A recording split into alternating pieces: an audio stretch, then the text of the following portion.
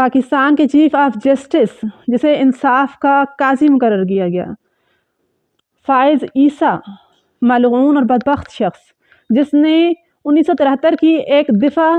جس میں یہ کہا گیا کہ قائدیانی کافر ہیں، انہیں اپنے مذہب کی تبلیغ کرنے کی اجازت نہیں اور نہ ہی کوئی مذہبی جگہ مقرر کرنے کی اختیار ہے، اس کو ایک طرف یکسر رکھتے ہوئے یہ فیصلہ دے دیا قائدیانیوں کے حق میں کہ وہ اپنے مذہب کی پاکستان میں رہ کے تبلیغ کر سکتے ہیں،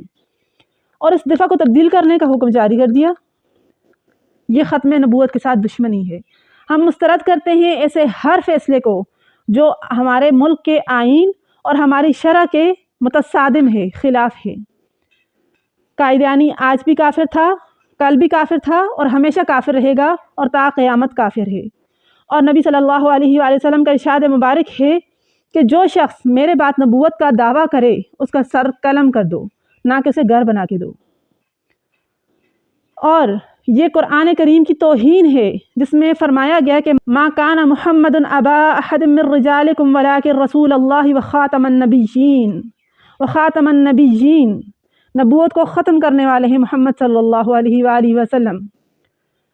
تو نبی علیہ السلام کے بعد کسی اور کو نبی ماننا یا ماننے دینا یا اس کے مذہب کو آگے لے کے جانا، یہ سب قرآن کی توہین ہے، یہ احادیث مبارکہ کے ساتھ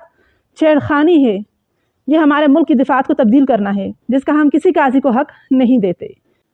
کہ وہ ہماری شریعت کو یا ہمارے آئین کو تبدیل کرنے کی کوشش کرے۔ اس کے لیے ہر مسلمان سربکف ہے، اپنا جان مال سب کچھ لگانے کے لیے تیار ہے،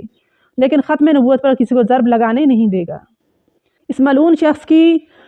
تصویر اور اس کے فیصلے کو زیادہ سے زیادہ شیئر کیجیے تاکہ لوگوں کو معلوم ہو سکے کہ اپنی ذاتی فائدے کے لیے ریٹائرمنٹ کے بعد بہت سارے بنگلوز لینے کے لیے قائدیانیوں سے لوگ ایسے بھی کرتے ہیں کہ ختم نبوت پر نقد لگانے کی کوشش کرتے ہیں اور قرآن کریم کی توہین کو جائز قرار دیتے ہیں۔ ویڈیو کو لائک شیئر کرنا اور چینل کو سبسکرائب کرنا نہ بھولیے گا۔ شکریہ، السلام علیکم۔